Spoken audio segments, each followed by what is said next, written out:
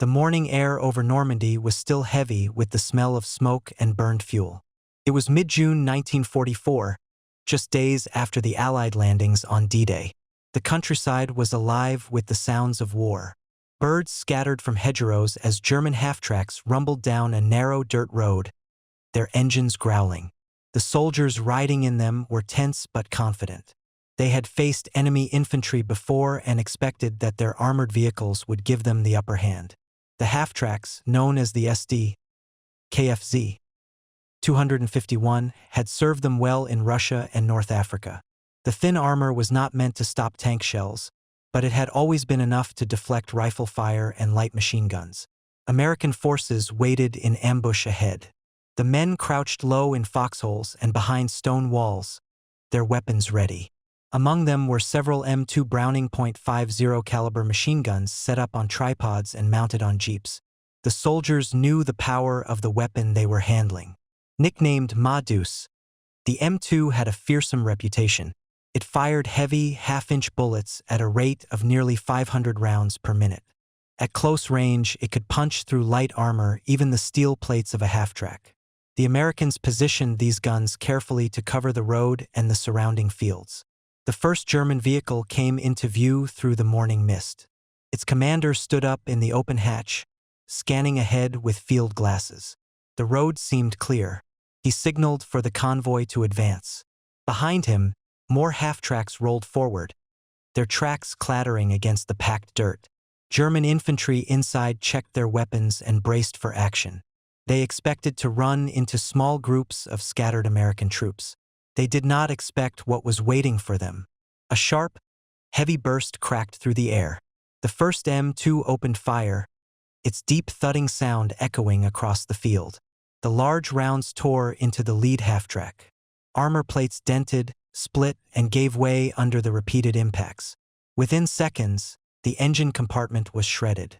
Smoke and flames poured out as the vehicle ground to a halt. German soldiers inside shouted in shock, scrambling to escape. Some were hit before they could even leap clear. The sudden, violent destruction stunned the rest of the convoy. More American guns joined in. The hedgerows lit up with muzzle flashes. A second half-track veered off the road, its driver trying to find cover, but another burst from an M2 ripped through its side. The heavy bullets pierced the thin steel as if it were paper. German troops spilled out, dragging wounded comrades. Some tried to return fire with their MG-42s, but the American positions were well hidden. The .50 caliber guns kept firing, chewing through armor, wood, and anything else in their path. Panic set in among the Germans. Their training had not prepared them for this. They had always trusted their vehicles to protect them from most infantry weapons. Now they faced something different. The M2 was not just a machine gun in their eyes. It was a weapon that turned their half-tracks into death traps. Officers shouted orders, trying to regroup and organize a retreat. In the chaos, their commands were drowned out by the roar of engines and gunfire. A German corporal later described the moment in a report. He wrote that the American heavy machine guns destroyed our vehicles with shocking ease, and that armor that once gave us confidence now offers no safety. This testimony sent up the chain of command, alarmed German higher-ups. Until then, they believed their half-tracks could withstand most enemy fire except from anti-tank weapons. The reports forced them to reconsider their tactics. On the ground, the fight continued. American troops used the M2s to control the battlefield. Jeeps equipped with the weapon sped between positions, providing mobile fire support. In some cases, the guns were mounted on tanks and armored cars, giving them even greater reach. German infantry caught in the open had little chance against the heavy rounds. Those who survived spread stories of the terrifying weapon, further shaking morale. As the battle went on, the effectiveness of the M2 became clear. American units could stop German advances before they gained momentum. A well-placed .50 caliber gun could pin down an entire column of vehicles. Its range allowed gunners to engage targets long before enemy troops could close the distance. The Germans tried to adapt by spreading out their vehicles and avoiding narrow roads, but the damage was done. The fear of the weapon changed how they approached each fight. Technical reports later analyzed the impact of the M2 in these encounters. Engineers noted that the SD-KFZ 251 Halftracks armor was only 8 to 15 millimeters thick. Against a rifle or standard machine gun, this provided reasonable protection. Against the half-inch bullets of the M2, it was almost useless. Even at several hundred yards, the heavy rounds retained enough energy to punch through both sides of the vehicle. The combination of penetration and volume of fire made the weapon uniquely effective. German soldiers began referring to the M2 as a half-track killer. Some units experimented with adding extra armor plates to their vehicles, but this added weight and slowed them down. Others relied on heavier tanks for escort duty, but this tied up resources needed elsewhere. The psychological impact was as important as the physical destruction. Troops who once rode confidently into battle now dismounted early, preferring to move on foot rather than risk being trapped inside a burning vehicle. The ambush in Normandy was one of many similar encounters. Each clash reinforced the growing reputation of the .50 caliber Browning. For American troops, the weapon became a symbol of their firepower. For German forces, it became a sign that the battlefield was shifting in ways they had not expected. The days when half-tracks could dominate the battlefield without fear were over. The M2 Browning was a heavy machine gun unlike anything most German infantry had faced. American troops called it Deuce, a nickname that reflected its simple, rugged design. It had been around since the First World War in earlier forms, but by 1944 it was perfected for the modern battlefield. The gun fired a massive .50 caliber round, half an inch in diameter, with tremendous force. Each shot could punch through materials that stopped ordinary bullets cold. The weapon was heavy, nearly 84 pounds without its mount, but that weight came with reliability and power. It could fire between 450 and 600 rounds per minute, depending on how it was set up and maintained. This rate of fire was slower than the German MG42, which could reach a terrifying 1,200 rounds per minute, but the M2 did not need speed to dominate. Instead, it relied on the sheer size and strength of each bullet. A single well-placed burst from the M2 could disable a vehicle or destroy enemy cover. Its effective range was over 1,800 meters, giving American troops the ability to engage targets at long distances where most rifles and machine guns were useless. German forces had relied on their MG42 as their standard squad machine gun. It was a weapon feared for its rapid, continuous fire. The MG42 earned the nickname Hitler's buzzsaw because of its distinctive sound and overwhelming volume of bullets. Against infantry, it was unmatched. However, its 7.92 mm rounds lacked the mass to punch through armor.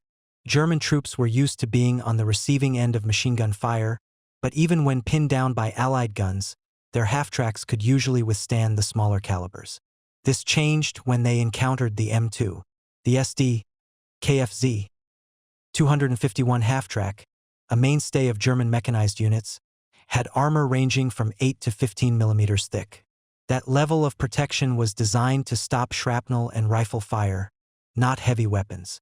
In theory, it could shield troops from small arms as they advanced, allowing them to move quickly under cover. Against the M2, this armor was little more than sheet metal.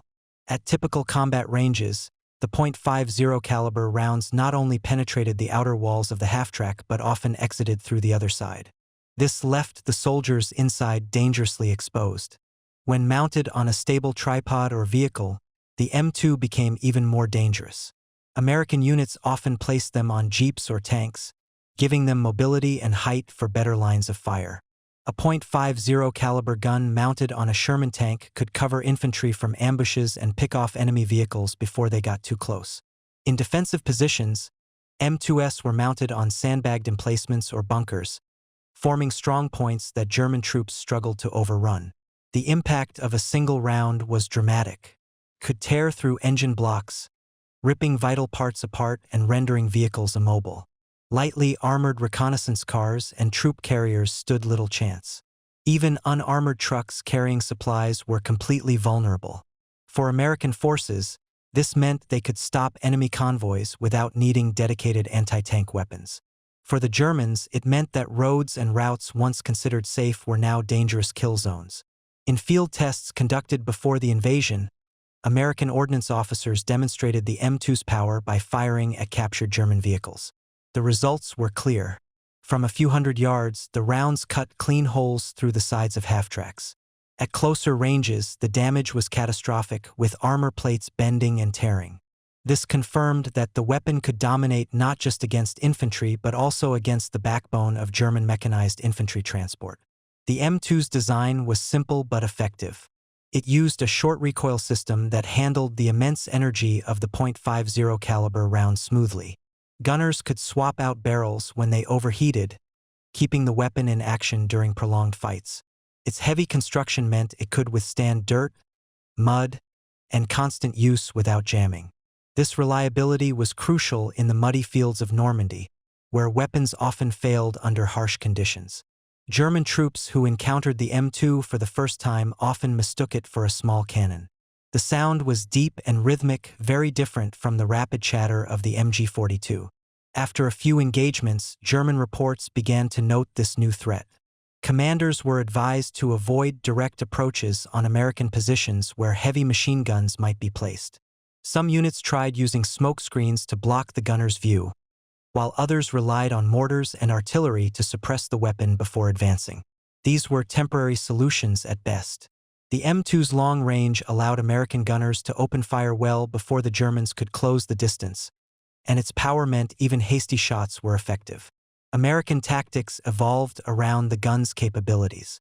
Infantry patrols moved with jeeps carrying M2s, providing mobile fire support wherever it was needed. When setting up defensive lines, commanders placed the guns at key choke points, such as crossroads or narrow lanes between hedgerows. In these positions, a single M2 could dominate the area, making it extremely costly for German vehicles to attempt passage. Allied convoys also relied on the gun. Trucks hauling supplies across France often traveled with .50 caliber mounts, deterring enemy ambushes and giving drivers a way to fight back. For German soldiers, the psychological impact was severe. They were accustomed to small arms bouncing off their vehicle armor. Seeing a half-track torn apart by heavy machine gun fire shook their confidence.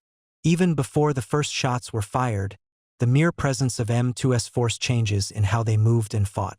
Troops began to dismount earlier, choosing to advance on foot through cover rather than risk being caught inside a vulnerable vehicle.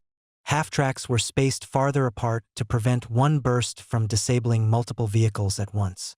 These adjustments slowed German operations and made them less efficient. They could no longer rely on speed and shock alone. Every movement had to account for the possibility of encountering American heavy machine guns. The M2 Browning had shifted the balance, turning a standard support weapon into a decisive tool for controlling the battlefield. It was not as fast-firing as the MG-42, but its stopping power made up for it, giving American forces a crucial edge whenever vehicles were involved. The morning was quiet except for the low hum of engines. German half-tracks moved down a narrow road between hedgerows, their tracks grinding the dirt into deep grooves. Soldiers sat on the benches inside, rifles resting across their laps. Their faces were tense but calm. They had done this many times before. The commander of the lead vehicle stood in the open hatch, scanning the hedgerows with his field glasses. The sun was climbing, burning off the mist. He saw no sign of enemy movement and waved the rest of the column forward. The plan was simple: push through a small French village ahead and link up with another unit. The men expected scattered American resistance, nothing more. They trusted their vehicles to protect them. The SD, KFZ, 251 half-tracks had carried them through battles from Russia to Italy. The thin armor was never meant to stop tank shells, but it was enough to turn rifle and machine gun fire. Inside those steel walls, they felt secure. American troops waited unseen beyond the bend in the road. Their positions were dug in and carefully chosen. Foxholes lined the fields. Behind stone walls and in the shadows of ruined farmhouses, heavy weapons were set up. Among them were several M2 Browning .50 caliber machine guns. Each had a wide field of fire covering the road and the open ground on either side. The crews were silent, their hands steady on the grips. They knew the enemy was close, The first half-track rolled into the kill zone. Its engine rumbled, drowning out softer sounds. In the distance, a bird took flight, startled by movement. Then came the sudden, deep thud of a .50 caliber burst. The heavy gunfire echoed through the hedgerows. Armor-piercing rounds slammed into the side of the lead vehicle. Sparks flew. Metal groaned and split. In seconds, the engine compartment burst into flames. Smoke poured out, black and choking. The German commander shouted orders, but his voice was drowned out by more gunfire. Another M2 opened up from the flank. The bullets tore through the thin-side armor like paper. Soldiers inside screamed as the steel hull became a trap. Some tried to escape, leaping over the sides only to be cut down before they hit the ground. Panic spread through the column. Drivers swerved, trying to avoid the wreckage ahead, but the road was too narrow. A second half-track took a burst through its rear plate, its fuel tank igniting in a flash of orange fire. The explosion rocked the nearby vehicles. Men spilled out, coughing and disoriented. Machine gun fire from American positions cut into them before they could regroup. German infantry scrambled for cover in the ditches and behind the hedgerows. Their MG-42s answered back, their rapid-fire reports sharp and furious. But the Americans were well concealed, and the return fire was scattered. The heavy thudding of the .50 caliber guns continued, drowning out the higher-pitched chatter of the German weapons. The battlefield became a chaotic mix of smoke, shouting, and the constant tearing sound of bullets striking metal. "Pull back! Pull back!" A German sergeant yelled as he dragged a wounded soldier by his webbing. His face was streaked with dirt and sweat. Another NCO grabbed his arm. "We can't move the vehicles," the second man shouted over the roar of gunfire. "They'll tear us apart before we reach them." "We have to try," the sergeant snapped. "Stay here and we all die." The men exchanged grim looks. They had faced enemy machine guns before, but nothing like this. These American guns fired slower than their own MG-42s, but each shot had devastating force. It was as if they were facing a light cannon disguised as a machine gun. A burst of fire swept across the road, striking the steel hull of another half-track. The rounds punched through one side and exited the other, showering the ground with fragments. German soldiers threw themselves flat, hugging the earth. A private clutched his helmet and muttered, "It goes through the armor. There's no cover." Word spread quickly among the survivors. Some called it a super-heavy machine gun. Others swore it was a secret American weapon designed to destroy their vehicles. Fear began to take hold. The half-tracks, once symbols of mobility and strength, now felt like rolling coffins. The German commander realized the battle was lost. He shouted for his men to abandon the vehicles and fall back through the fields. Without their transport, they would have to fight on foot, but at least they would have a chance to escape. Smoke grenades were thrown to cover the retreat, creating a thick gray screen. Under its cover, small groups broke away, running through the hedgerows with bullets snapping past them. Behind them, the road was a scene of destruction. Burning half-tracks sent columns of black smoke into the sky. Dead and wounded lay scattered among twisted metal. American gunners continued to fire until the last enemy figure disappeared into the distance. Then the shooting slowed and finally stopped. In the sudden quiet, the American crews reloaded and checked their weapons. They moved among the wrecks, making sure no German soldiers were left behind to counterattack. The M2s were still warm, their barrels scorched from constant use. One gunner wiped sweat from his brow and looked at the shattered half-tracks. He had seen what the weapon could do in training, but witnessing its effects on the battlefield was different. It was brutal and final. On the other side of the fight, German officers regrouped in a farmhouse several miles away. The survivors reported what had happened. Their voices were hoarse, their faces pale. They described the sound of the American guns and the way the bullets sliced through armor. Maps were spread on a table as the officers listened in silence. One captain finally spoke. "Our half-tracks are no longer safe near the front. We must adapt." "How?" another officer asked. "Without armor, we lose speed. Without speed, we cannot strike." The captain had no answer. For the first time, they faced a weapon that changed the way they fought. The battle had ended, but its lesson would shape every engagement that followed. The battlefield fell silent except for the hiss of burning fuel and the groans of the wounded. The road was littered with wrecked German half-tracks, their steel hulls torn apart by heavy fire. Smoke rose into the gray Normandy sky, carrying with it the sharp smell of gunpowder and scorched metal. German survivors moved through the hedgerows in small groups, shaken and disorganized. Their retreat had been chaotic, more flight than withdrawal. Among them was Franz Bauer, a young machine gunner. His uniform was streaked with mud, and his hands trembled as he tried to reload the belt for his MG-42. The weapon felt heavy now, heavier than he remembered, as though it had absorbed the weight of defeat. He looked back toward the road where their half-tracks had been destroyed. The vehicles he had trusted to shield him from enemy fire were nothing but twisted, blackened shells. Franz had joined the army believing the half-track gave him an edge. Inside its steel body he felt secure. That illusion had vanished in seconds. He remembered the first sound of the American guns. It was not like the chatter of rifles or the high-pitched scream of his own MG-42. It was a deep, deliberate thud, slower but far more violent. Each burst was like a hammer striking metal, each round carrying unstoppable force. In a pocket of cover, his squad regrouped. Their sergeant paced back and forth, barking orders, but his voice carried a trace of panic. Some of the men stared blankly at the ground, their faces pale and hollow. A few whispered about what they had seen. "They went straight through," one said, holding his hands apart to show how the bullets had entered one side of the half-track and exited the other. "Nothing could stop them." "It wasn't a gun," another muttered. "It was a cannon."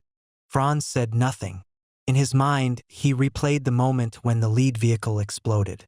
The commander had been standing in the hatch 1 second, alive and confident. The next, he was gone, consumed in fire and smoke. Franz had faced Soviet tanks and artillery on the Eastern Front, but this was different. Those were expected dangers. This was betrayal by something he had trusted. That night, in a barn the squad used as shelter, he wrote in his small diary. His words were shaky and uneven, but they captured his fear. "The Americans have a new weapon. It fires slower than our MG-42, but each shot is like a blow from a sledgehammer. Our half-tracks are useless. The armor tears like paper. I no longer feel safe inside them. None of us do. Tomorrow we must fight on foot." Across the battlefield, American troops celebrated in their own subdued way. They moved among the wrecks, checking for stragglers and gathering intelligence. The M2 Browning crews cleaned their guns and prepared for another fight. Their faces were tired but proud. Corporal James Harlow, part of a machine gun team, sat on a wooden crate beside his weapon. His hands were blackened with oil and powder. He glanced at the destroyed German vehicles with a mix of awe and grim satisfaction. "Never thought I'd see it hit like that," he said to his gunner, Private Mills. "We knew it was strong. But this was something else." Mills ran a cloth over the smoking barrel. "They didn't stand a chance," he replied. "One burst and it's over." They had trained with the M2 for months, firing at paper targets and wrecked cars. In training, the weapon felt powerful, but its true potential was only revealed in combat. Against real enemies, real vehicles, the effect was absolute. It had turned what might have been a difficult defense into a decisive victory. As the men worked, another soldier walked past and called out, "Half-track killer! That's what we should call her." The name stuck immediately. Laughter rippled through the unit. Not loud, but genuine. For the Americans, the nickname was more than a joke. It was a mark of confidence. Later, as darkness fell, Harlow and Mills sat by a small fire. They shared a can of rations, speaking in low voices about the day's events. Mills stared into the flames. "They came at us like they always do," he said. "Fast, confident, like nothing could stop them. Then we opened up. You could see the moment they realized they were done for." Harlow nodded slowly. "I almost felt sorry for them," he admitted. "Almost. But then I remembered what they'd do to us if it was the other way around. While the Americans found strength in their weapon, the Germans faced growing despair. Rumors spread quickly through the ranks. Stories of the super-heavy machine gun were told in foxholes and whispered in the dark. Soldiers exaggerated the size of the bullets and the distance at which they could kill. Some claimed the Americans had developed a secret weapon meant solely to destroy their vehicles. These stories reached commanders, who tried to calm their troops. But words alone could not erase the memory of burning half-tracks and shredded armor. Franz overheard older veterans discussing new tactics. They would dismount before reaching combat zones. The vehicles would hang back, used only for transport, never for direct assaults. As the days passed, Franz felt his confidence slipping further. Each time he climbed into a half-track, his hands shook. He no longer saw it as protection, only as a coffin waiting to be closed. He fought on, but his trust in the machine and in the doctrine that had guided their army was gone. On the American side, Harlow's unit grew more certain with each skirmish. The M2 gave them a sense of control. They could hold roads, ambush columns, and break enemy momentum before it built. Every time they mounted their gun, they knew they had a weapon that could decide a fight. 2 men, 2 perspectives. Franz, a German machine gunner, saw his world collapsing under the weight of a new threat. Harlow, an American gunner, saw his weapon as a lifeline and a promise of victory. Their paths crossed in bursts of gunfire, each shaping the other's war. Neither would ever forget the sound of the M2, the deep, hammering rhythm that changed everything. The news of the ambush spread quickly through German ranks. Reports reached battalion headquarters before nightfall. Officers gathered around maps lit by lanterns, listening to survivors describe how their half-tracks were ripped apart by enemy fire. The descriptions were blunt and unnerving. The Americans had a heavy machine gun that could pierce armor at ranges where German troops once felt safe. Vehicles that were supposed to provide mobility and protection had become death traps. Commanders issued immediate orders to change tactics. Columns would no longer travel tightly packed on roads. Half-tracks were to be spaced farther apart to reduce losses from concentrated bursts of fire. Troops were instructed to dismount well before contact with the enemy and approach on foot through cover. The vehicles would stay behind, used only to ferry supplies and wounded. It was a bitter adjustment. The German doctrine of mechanized warfare relied on speed and shock. Half-tracks had always been part of that strategy. Infantry riding into battle could keep up with tanks and exploit breakthroughs. Now, with the threat of the American .50 caliber gun, that advantage was blunted. German officers demanded heavier support. Panzer IVs and Panther tanks were reassigned to escort roles, protecting convoys and advancing infantry. These tanks could withstand the heavy rounds, but they were needed on the front lines against Allied armor. Using them as guards for transport was costly and inefficient. Some engineers proposed modifying existing half-tracks with additional armor plates.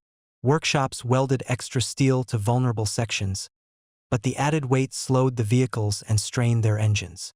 Others suggested entirely new designs, heavier vehicles that could resist the American guns. The ideas remained mostly on paper. Germany's industry was already stretched thin by bombing and shortages. There were too few resources to redesign an entire class of vehicles while also producing tanks, aircraft, and weapons for a war fought on multiple fronts. Artillery officers saw another solution. If half-tracks could not safely deliver troops into battle, they would soften enemy positions with heavier bombardments before the infantry advanced. Mortars and field guns were used aggressively to suppress suspected machine gun nests.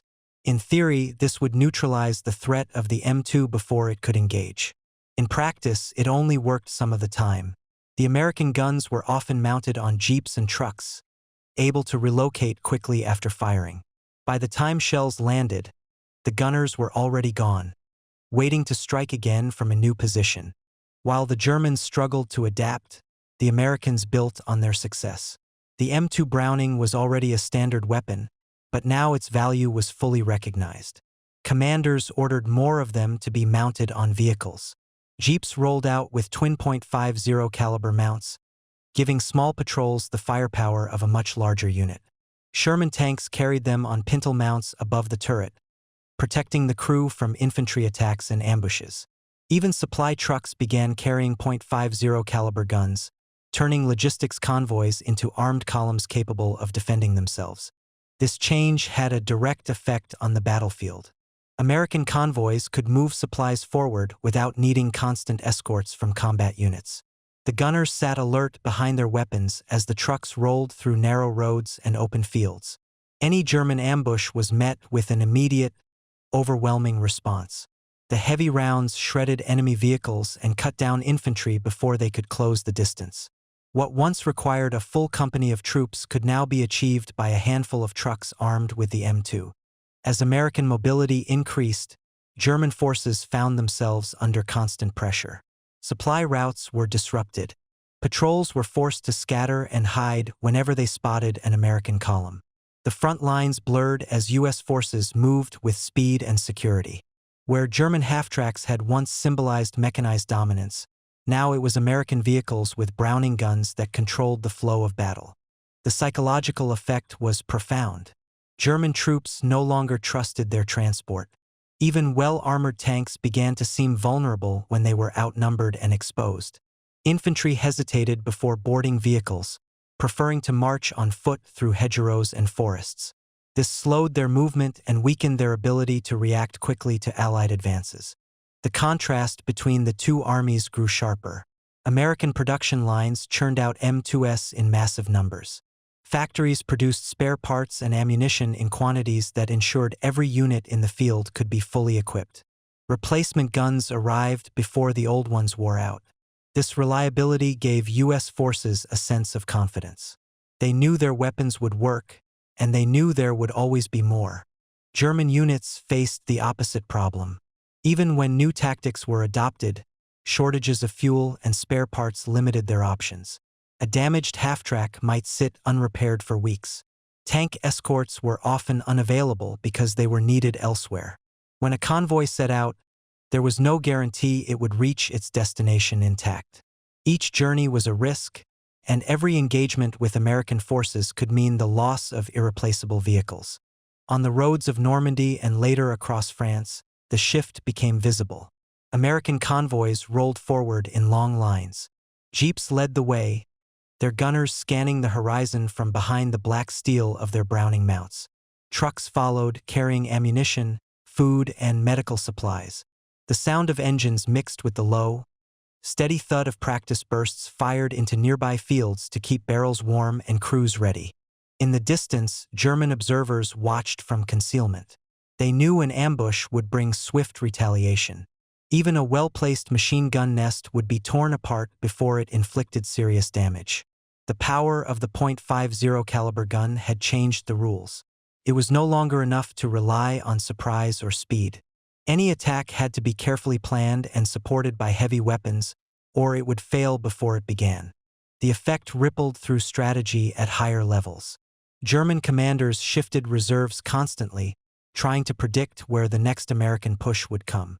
They had to account for the fact that even supply columns could fight like frontline units. The old patterns of warfare, built on the assumption that transport was fragile and slow, no longer applied. The Americans advanced, their convoys moving with purpose, their gunners vigilant. In every direction, the sight of a Browning mount became familiar. It was more than just a weapon. It was a symbol of industrial strength and a reminder that the balance of power had shifted. The Germans had once dominated with their mechanized infantry, but now they were on the defensive, forced to adapt to a new and relentless threat. The war ended, but the memory of the M2 Browning did not fade. Across Europe, the wreckage of battlefields remained for years. Burned-out German half-tracks sat rusting in fields and along country roads. Their twisted armor still bore the marks of .50 caliber rounds. Farmers plowing their land sometimes uncovered links of heavy machine gun belts or spent cartridges buried in the soil. These fragments were silent reminders of the weapon that had shaped so many battles. When American forces packed up and returned home, many of their M2s stayed in service. The gun had proven itself so effective that the military saw little reason to replace it. Its design had been perfected long before the Normandy landings, and after the war there were few changes beyond small improvements to mounts and sights. The same basic weapon that had shredded German half-tracks continued to be used in Korea, Vietnam, and later conflicts. Decades passed, and still the M2 remained in service. Mechanics could take apart a wartime Browning and fit its parts into a newer one without trouble. The gun's reliability and raw power kept it relevant long after other weapons had been replaced by modern designs. Veterans on both sides remembered the first time they heard its distinctive sound. The deep, steady thud of the Browning was unlike anything else on the battlefield. In the years after the war, this sound began to appear in films and documentaries. Movie audiences heard it in scenes depicting World War II battles, and they learned to associate it with American strength. The sound became iconic, a piece of living history that could be recognized even by those who had never seen the weapon in person. Historians studying the conflict paid special attention to the psychological effect of the M2 on German troops. Surviving German diaries and letters described the fear and confusion it caused. Soldiers wrote about how it destroyed their confidence in their vehicles and forced them to abandon tactics they had relied on for years. These accounts helped historians understand how a single weapon could alter the mindset of an entire army. German units that once charged forward with speed and precision were slowed and scattered. The half-track, once a symbol of modern warfare, was reduced to a liability. These lessons shaped post-war designs. Nations around the world studied what had happened in Normandy and across Europe. They realized that light armor alone was no longer enough. New vehicles were built with thicker plating and sloped surfaces to deflect heavy rounds. Armored personnel carriers became standard, replacing the lightly armored half-tracks of the past. Engineers made sure these new vehicles could withstand not only small arms fire but also heavy machine gun fire like that from the Browning. The balance between mobility and protection shifted, influenced by the devastation the M2 had caused. In Germany, the reflection was personal. Former soldiers spoke quietly about the terror of being trapped inside a half-track when the first burst struck. Many described the helplessness of watching armor fail in an instant. These stories were preserved in interviews and military archives. Post-war German planners took these memories seriously as they rebuilt their armed forces. They emphasized survivability and protection, ensuring that future troops would not face the same vulnerability. American veterans saw the weapon differently. For them, the M2 was a trusted companion. Many credited it with saving lives during ambushes and hard-fought battles. In letters home, they described how it turned the tide in desperate situations. Some soldiers even gave their guns nicknames, personalizing the weapons that had carried them through the war. When they returned home, they spoke with pride about its effectiveness. At reunions and memorials, the subject often came up. The deep thud of the Browning was burned into their memories as clearly as the faces of the men they served with. As the decades passed, the M2 found its way into museums and memorials. Visitors could stand before a weapon that looked much the same as it had during the war. Curators displayed photographs of it mounted on jeeps and tanks, alongside maps showing the battles where it played a decisive role. Veterans would sometimes step forward to tell visitors how it felt to fire the weapon in combat, their voices steady but marked by the weight of experience. Television and film brought these stories to a wider audience. War movies often included the M2's distinctive sound, recorded live to capture its authenticity. Audiences around the world came to recognize it immediately. In documentaries, historians explained its technical details and strategic impact. Footage of the gun firing in slow motion showed the sheer force behind each round. These images and sounds became part of popular culture, bridging the gap between past and present. The M2 also influenced military thinking beyond its physical presence. Strategists and planners studied how a heavy machine gun could dominate an area and disrupt enemy movement. They applied these lessons to new weapons and doctrines. Even as technology advanced, the basic principle remained. A well-placed heavy weapon could shape the entire battlefield. This idea traced back to the fields of Normandy, where the Browning had first proven its worth. For German veterans like Franz Bauer, the memories never faded. He lived with the knowledge that a single weapon had undone the tactics he had trained to use. In later years, he visited memorials where his countrymen lay buried. Standing among the rows of crosses, he sometimes heard, in memory, the echo of that deep thudding sound. It was a reminder of how quickly war could change and how fragile even the strongest machines could be. For American veterans like James Harlow, the sound meant something else. It was the sound of survival, of holding the line when everything seemed lost. When he visited his local war memorial, he would look at the engraved names and remember the days when his gun crew kept German forces at bay. To him, the M2 was more than steel and mechanics. It was a symbol of endurance. Through stories, museums, and films, the legacy of the M2 Browning reached new generations. Though decades had passed since those battles, the weapon remained in service, its design unchanged. It stood as proof that some creations were so effective they needed no reinvention. Long after the war ended, the deep, powerful rhythm of the Browning continued to echo, carrying with it the history of the soldiers who had fought on both sides.